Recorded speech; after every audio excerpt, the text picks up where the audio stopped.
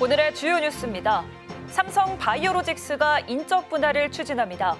지주회사 삼성 에피스홀딩스를 설립해 바이오 의약품 위탁 개발 생산 사업인 CDMO 사업과 바이오 시밀러 사업을 분리하기로 했습니다.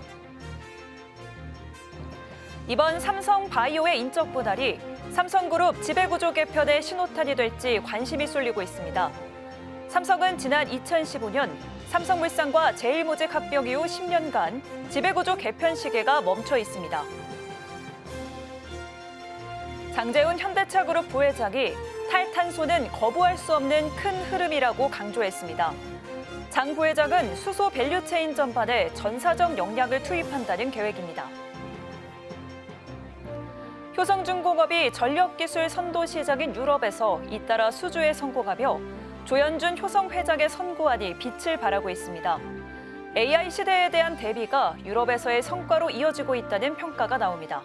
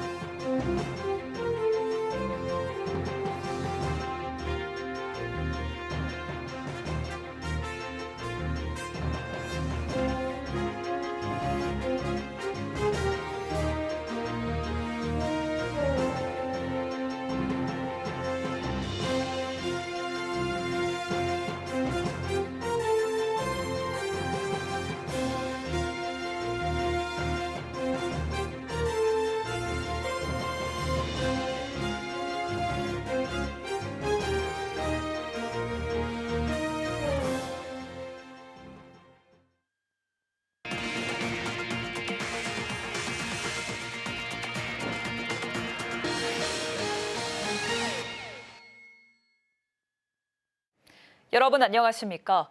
5월 22일 서울경제 뉴스5 시작합니다. 삼성 바이오로직스가 인적 분할을 통해 바이오 시밀러 사업 부문을 분리합니다. 새롭게 설립되는 삼성 에피스홀딩스는 바이오 시밀러 전문 기업인 삼성 바이오 에피스를 자회사로 두게 되며 기존 삼성 바이오로직스는 순수 CDMO 기업으로 재편됩니다. 이금숙 기자입니다. 삼성 바이오로직스가 단순 인적 분할 방식으로 삼성 에피스홀딩스를 설립해 바이오의약품 위탁 개발 생산 CDMO 사업과 바이오시밀러 사업을 완전히 분리합니다. 이번 분할을 통해 삼성 바이오로직스는 순수 CDMO 회사로 거듭나게 되며 지주회사로 신설되는 삼성 에피스홀딩스는 향후 바이오시밀러 기업인 삼성 바이오에피스를 자회사로 편입할 예정입니다. 이번 기업 분할 결정은 CDMO 사업과 바이오시밀러 사업의 성격이 이질적임에도 불구하고 모 회사 자회사로 얽혀 있어 개별 기업의 가치를 제대로 평가받지 못했다는 판단에 따른 것입니다. 특히 삼성 바이오에피스의 바이오시밀러 사업이 CDMO 고객사의 사업과 경쟁 관계에 놓일 수 있다는 점에서 고객사 입장에서는 잠재적인 갈등 요소로 작용해왔습니다. 이번 분할을 통해 고객사의 잠재적 우려를 해소하고 수익 창출 방식이 다른 두 사업에 동시에 투자해야 하는 투자자들의 고민도 해소해줄 수 있을 것으로 보입니다. 앞으로 삼성 바이오로직스는 생산 능력, 포트폴리오 다각화, 글로벌 거점 확대의 3대 축 성장 전략을 토대로 CDMO 역량을 강화할 계획입니다. 이와 함께 항체 약물 접합체, 아데노 연관 바이러스, 사전 충전형 주사기 등 신사업 분야에 대한 투자도 더욱 확대할 예정입니다. 삼성 에피스홀딩스는 삼성 바이오에피스를 세계적인 바이오시밀러 기업으로 육성하기 위해 현재 11종에서 향후 20종 이상의 바이오시밀러 제품군을 확보한다는 성장 전략을 제시했습니다. 미국의 관세 인상과 약가 인하 등 대외 환경 불확실성이 커지고 있는 가운데 이번 분할을 통해 양사가 선택과 집중 전략으로 각자의 분야에서 초격차 경쟁력을 확보할 수 있을지 주목됩니다.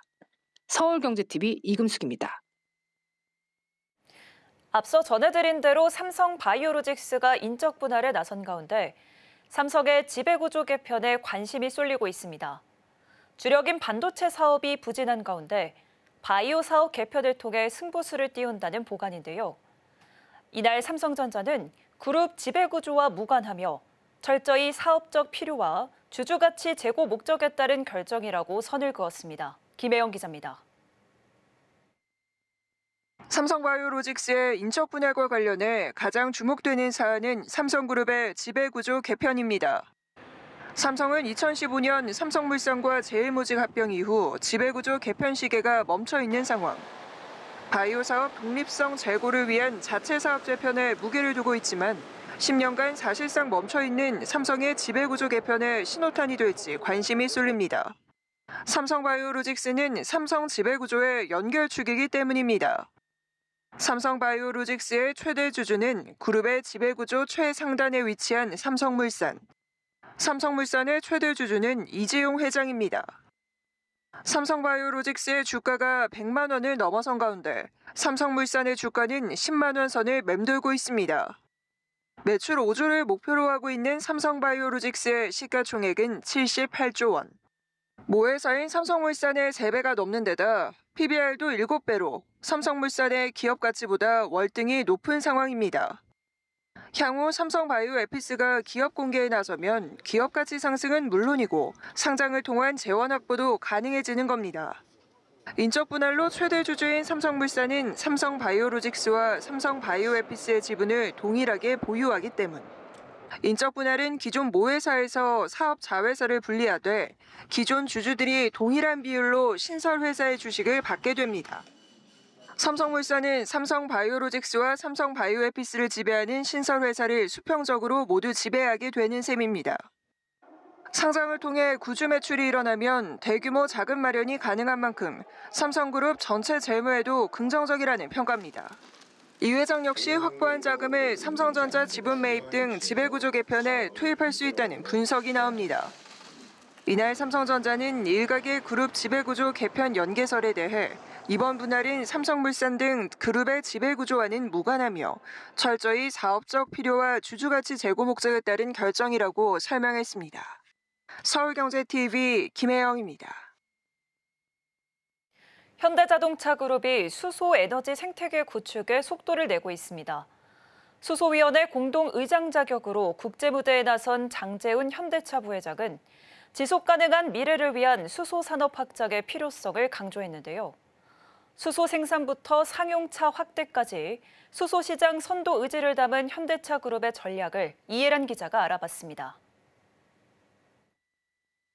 현대차 그룹 장재훈 부회장이 21일 네덜란드 로테르담에서 열린 월드 하이드로젠 서밋 2025의 수소위원회 공동의장 자격으로 참석해 탈탄소는 거부할 수 없는 큰 흐름이라며 수소 산업의 중요성을 강조했습니다.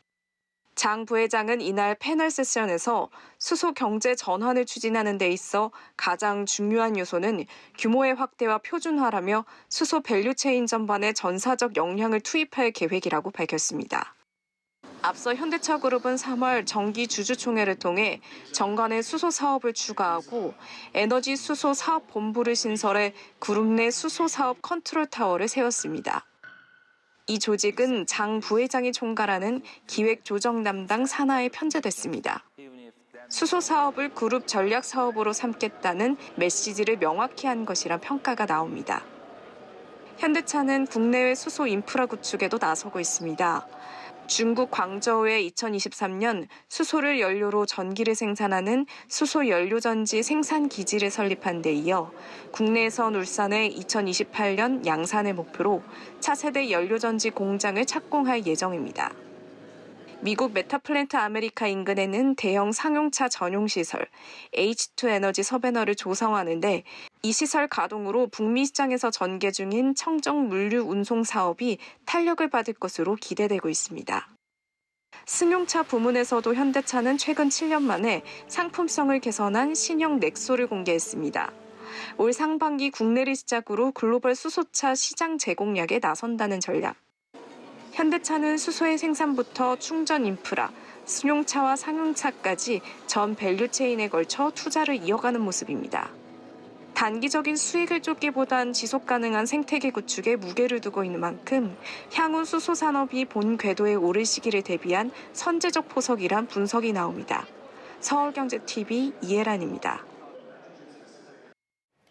효성중공업이 전력기술 선도 시장인 유럽에서 잇따라 수주에 성공하며 조현준 효성 회장의 선고안이 빛을 발하고 있습니다.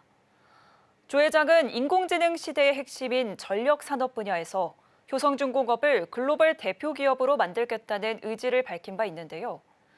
이 같은 AI 시대에 대한 대비가 유럽에서의 성과로 이어지고 있다는 평가입니다. 김효진 기자입니다. 효성그룹의 AI 선제 투자가 유럽 전력 시장 진출로 이어지고 있습니다. 조현준 효성 회장은 AI 시대의 핵심인 전력 산업 분야에서 효성중공업을 글로벌 대표 기업으로 만들겠다는 의지를 표명하고 전력 사업 부문을 확대해 왔습니다. 효성중공업은 지난 2015년 스코틀랜드 전력 시장에 진출해 제품 공급, 유지, 보수 등 토털 솔루션을 제공해 왔습니다. 지난 2023년 5월에는 네덜란드의 유럽 R&D 센터를 건립해 친환경 전력기기에 대한 연구도 진행 중입니다. 올해는 독일, 프랑스, 스페인, 스웨덴 등에서도 초고압 변압기 위주의 전력기기 수주에 성공하며 유럽 시장에서 발을 넓히고 있습니다. 유럽은 AI 산업 성장과 재생에너지 전력 증가 등으로 송전망 투자가 활발해 성장성이 높지만 인증 기준이 까다롭고 품질과 납기 조건이 엄격해 진입 장벽이 높은 상황. 효성중공업은 10년간 유럽 시장에서 쌓아온 신뢰를 바탕으로 대규모 수주고를 올리고 있습니다. 지난 14일엔 스코틀랜드 송전기업 스코티시 파워와 850억 원 규모의 초고압 변압기 공급 계약을 체결하기도 했습니다. 400kV 초고압 변압기를 활용해 스코틀랜드 내륙과 해안 풍력단지에서 생산한 전력을 도심까지 송전하는 사업입니다. 스코틀랜드는 전 세계 부유식 해상 풍력의 약 3분의 1이 집중돼 있어 풍력 에너지 생산량이 많습니다. 20년 뒤 스코틀랜드의 넷제로 달성 목표에 맞춰 재생에너지 발전량과 송전망 투자가 늘어날 것으로 전망됩니다. 효성중공업은 신재생에너지 비율을 높여가는 유럽에서 안정적인 전력 공급을 위한 전력기기가 필수적일 것으로 판단하고 블랙아웃 등에 대한 솔루션을 적극적으로 제시해 나간다는 계획입니다. 서울경제TV 김효진입니다. K뱅크가 기업 공개를 위한 세 번째 도전에 나섰습니다. 하지만 이번에도 상장이 무산될 경우 대주주인 BC카드는 FI의 1조 원대 지분까지 떠안아야 하는 부담에 직면할 수 있습니다. 김도하 기자의 보도입니다. 앞서 두 차례 상장을 철회했던 K뱅크가 세 번째 도전에 나섰습니다. K뱅크는 이달 주요 증권사에 IPO 입찰 제안서를 발송했고 이르면 다음 달 주관사를 선정해 연내 예비 심사를 청구할 예정입니다. 시장에선 이번 시도가 사실상 마지막 기회라고 보고 있습니다. IPO가 또다시 무산될 경우 대주주인 BC카드가 감당해야 할 부담이 1조 원에 달하기 때문. 현재 BC카드는 K뱅크 지분 33.72%를 보유한 최대 주주고 재무적 투자자 FI의 누적 투자 규모는 약 7,250억 원에 달합니다. BC카드가 FI와 체결한 상장 계약 시한은 내년 7월. 기한까지 상장이 이루어지지 않으면 FI는 보유 지분을 BC카드에 팔거나 제3자에 매각할 수 있습니다. FI가 요구할 경우 BC카드는 FI가 보유한 약 1조 원 규모의 지분을 직접 인수해야 합니다. 올해 1분기 기준 BC카드의 자기 자본은 약 1조 6,300억 원. FI 지분을 모두 인수하려면 자기 자본의 45%에 달하는 자금이 필요하고 이는 심각한 유동성 압박으로 이어질 수 있습니다. FI도 당초 내부 수익률 8% 이상을 전제로 투자를 단행한 만큼 수요 예측에서 공모가가 주당 9,200원 이상은 돼야 손실 없이 빠져나올 수 있습니다. 하지만 지난해 수요 예측에서 기관 투자자들은 K뱅크 희망 공모가 최하단인 9,500원 미만을 써내거나 아예 참여하지 않았습니다. 여기에 카카오뱅크 주가 하락과 K뱅크의 수익성 악화, 구주 매출 비중 등은 기관 수요 예측에서 변수로 작용할 가능성이 큽니다. K뱅크의 IPO가 흥행에 실패할 경우 BC카드는 FI의 출구 부담을 사실상 혼자 감당해야 할 수도 있습니다. 시장에서는 이번 IPO가 단순한 상장 성공 여부를 넘어 BC카드의 자본 건전성과 신용 등급에도 영향을 줄 수 있다는 우려가 나오고 있습니다. 서울경제TV 김도하입니다. 하나갤러리아가 식음료 사업을 확장하며 성장 돌파구를 찾고 있습니다. 주력 사업인 백화점 명품관이 경기 부진과 온라인 시장 활성화 등의 여파로 활력을 잃어가고 있기 때문인데요. 한화 3남인 김동선 부사장이 주도하고 있는 F&B 신사업이 돌파구가 될지 주목됩니다. 이혜연 기자입니다. 한화갤러리아가 본업인 유통부문의 성장성의 한계를 드러내며 올해에도 본업 경쟁력 강화라는 과제를 안게 됐습니다. 백화점 업계에서 시장 점유율이 낮을 뿐만 아니라 매출의 대부분을 차지하는 명품 중심의 성장 전략이 통할지도 미지수인 상황. 한화 갤러리아의 올해 1분기 영업이익은 18억 3천만 원으로 전년 동기 대비 75% 이상 급감했습니다. 지난 2024년 영업이익도 전년보다 68% 가까이 줄며 실적 악화가 뚜렷하게 나타나고 있습니다. 한화 갤러리아 백화점 부문의 경우 전체 매출의 절반가량이 갤러리아 명품관에서 나오는데 이 중 명품 품목이 차지하는 비중은 80%에 달합니다. 명품 소비 둔화 추세에 따라 2년 연속 5개 점포 모두 매출이 역성장했고 시장 점유율 또한 10%를 하회하는 수준에서 4년 연속 감소세를 보이면서 갤러리아 백화점의 경쟁력에 적신호가 켜졌습니다. 김동선 한화 갤러리아 부사장이 독립경영 3년 차를 맞은 가운데 본업인 유통서비스 부문에서 뚜렷한 실적 개선이 필요하다는 지적이 나오는 이유입니다. 백화점 점포 리뉴얼 등을 통해 반전을 꾀한다는 전략이지만 본업 회복보다 외식과 식자재 유통 등 신사업 확대에 무게를 두는 모습입니다. 실제로 지난 2023년 미국 햄버거 프랜차이즈 파이브 가이즈를 국내에 들여온 데 이어 음료 제조업체 퓨어플러스를 인수했고 최근엔 프리미엄 아이스크림 브랜드 벤슨을 론칭했습니다. 한화 갤러리아의 매출 중 외식 사업이 차지하는 비중은 10%대에 불과한 상황.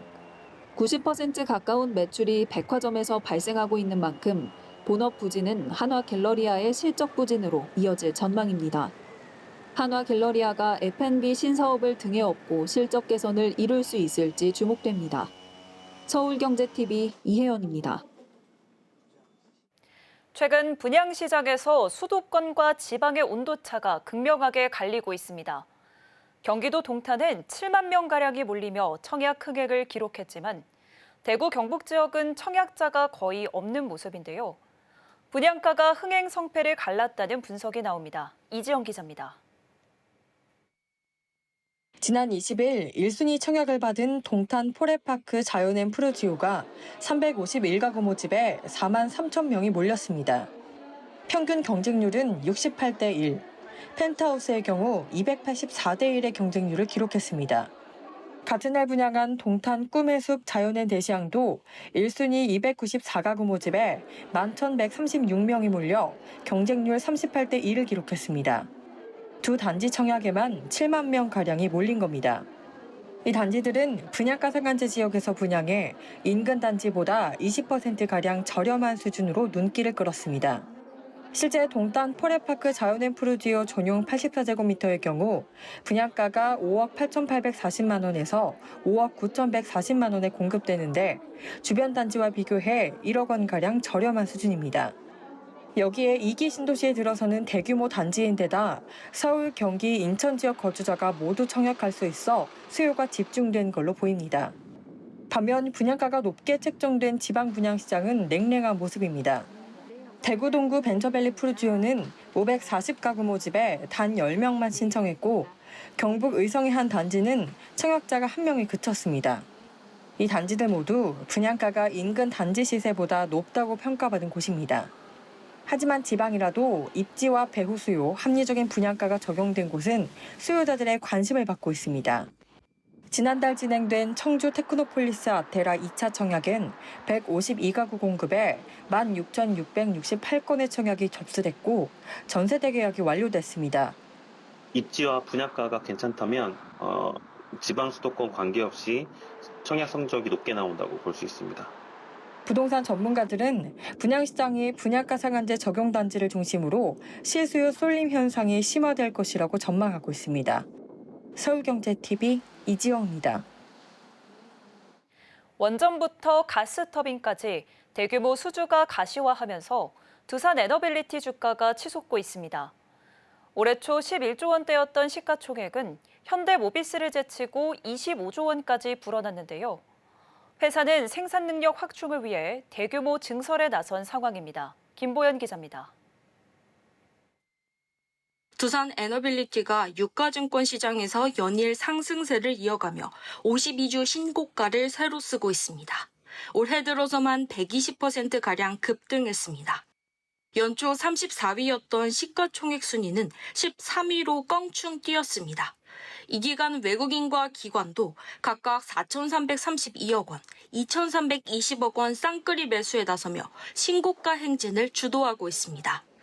대규모 해외 수주 등 원자력 산업 성장세가 탄력을 받는 가운데 두산 에너빌리티의 주력 산업인 원전과 가스터빈의 신규 수주 가능성이 주가를 밀어올린 분위기입니다. 대규모 전력 안정성을 확보해야 하는 AI 데이터 센터발 발전 설비 수요도 빠르게 늘어나고 있습니다. 국가 간 AI 경쟁이 가속화하면서 미국을 필두로 각국 빅테크 업체들의 데이터 센터를 구축하기 위한 성장 사업 투자는 확대 일로에 있습니다.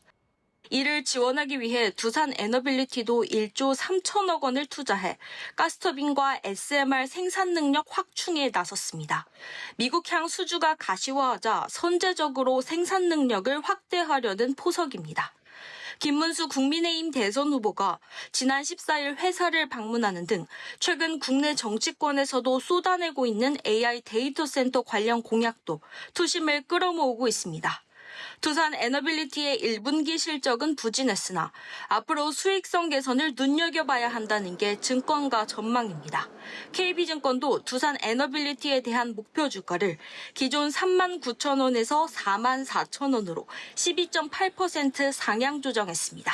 서울경제TV 김보연입니다. 인사 재무관리 플랫폼 기업 워크데이가 차세대 인공지능 에이전트인 일루미네이트 에이전트를 공개했습니다. 단순한 정보뿐 아니라 맥락까지 이해할 수 있어 업무 환경을 유연하게 지원할 수 있다는 점이 특징인데요. 그간 워크데이가 쌓아온 방대한 데이터를 기반으로 신뢰할 수 있는 디지털 직원을 선보이겠다는 목표입니다. 이수빈 기자입니다. 인사 재무관리 플랫폼 기업 워크데이가 새로운 AI 에이전트 일루미네이트 에이전트를 공개했습니다. 워크데이는 오늘 기자간담회를 열고 에이전틱 AI 기반의 비즈니스 혁신이 가져올 미래의 업무 환경을 소개했습니다. 정응섭 워크데이 코리아 지사장은 AI 기술이 급속히 발전하면서 업무 환경이 빠르게 변화하고 있다며 AI 에이전트가 단순한 자동화 기술을 넘어 리스크 탐지, 협상 지원 등 고차원 업무까지 수행하는 수준으로 진화하고 있다고 덧붙였습니다. 정 지사장은 AI 에이전트인 일루미네이트 에이전트로 이 같은 변화에 대응할 수 있을 것이라고 밝혔습니다. 일루미네이트 에이전트는 인사, 재무, 조직 관리 등 다양한 업무 영역에서 활용될 수 있는 AI 에이전트 통합 서비스입니다. 채용 속도를 높이고 재무 프로세스를 간소화하는 등 업무 효율성을 극대화한 점이 장점입니다. 정 지사장은 단순한 정보가 아닌 맥락까지 제공할 수 있다는 점이 일루미네이트의 차별점이다라고 강조했습니다. 워크데이가 그간 쌓아온 맥락 기반의 방대한 데이터를 기반으로 복잡한 업무 환경을 유연하게 지원할 수 있다는 겁니다. 저희 이 인사 데이터는 다 텍스트로 되어 있고요. 그 텍스트에는 맥락이 있어요. 단순하게 그냥 데이터 양이만 한 게 아니라 그 데이터에 의미가 다 담겨 있는 거잖아요. 이날 샨 무어티 워크데이 아시아 태평양 지역 최고 기술 책임자도 참석해 눈길을 끌었습니다. 그는 AI 기반 인사관리 시스템의 최신 버전인 워크데이 에이전트 시스템 오브 레코드의 기능을 소개하며 디지털 에이전트의 온보딩, 역할 정의 등 전 과정을 하나의 플랫폼에서 중앙 통제할 수 있다고 말했습니다. 워크데이는 지난 20년간 쌓아온 경험과 데이터를 바탕으로 효율적이고 신뢰할 수 있는 시스템 개발에 주력한다는 계획입니다. 서울경제TV 이수빈입니다. SK하이닉스가 세계 최고측인 321단 1테라비트 TLC 4D 낸드 플래시를 적용한 모바일용 솔루션 제품을 개발했다고 밝혔습니다. SK하이닉스는 모바일에서 온 디바이스 AI를 안정적으로 구현하려면 탑재되는 낸드 솔루션 제품 역시 고성능과 저전력 특성을 고루 갖춰야 한다며 AI 워크로드에 최적화된 UFS 4.1 기반 제품을 통해 플래그십 스마트폰 시장에서도 메모리 리더십을 선도하겠다고 말했습니다. 최근 온 디바이스 AI 수요가 증가하며 기기의 연산 성능과 배터리 효율 간 균형이 중요해지는 가운데 모바일 기기의 얇은 두께와 저전력 특성이 업계 표준으로 자리 잡고 있습니다. SK하이닉스는 이번 제품의 전력 효율을 이전 세대인 238단 낸드 플래시 기반 제품 대비 7% 개선했고 제품 두께도 1mm에서 0.85mm로 줄여 초슬림 스마트폰에 탑재할 수 있도록 개발했다고 설명했습니다. SK하이닉스는 512GB, 1TB 등 두 가지 용량 버전으로 개발한 이번 제품을 연내 고객사의 제공에 인증을 진행하고 내년 1분기부터 본격 양산에 돌입한다는 계획입니다. 서울경제 뉴스5, 저희가 준비한 소식은 여기까지입니다. 함께해 주신 여러분 고맙습니다.